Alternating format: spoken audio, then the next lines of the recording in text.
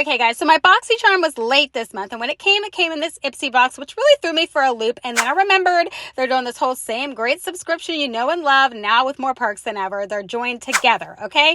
So the first item that I got in this month's box is this Bell & Argent liquid liner.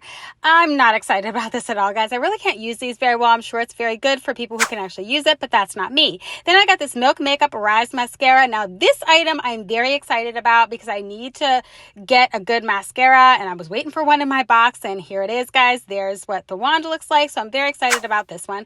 And then I got this Happy Dance hand cream. I don't need any more hand creams.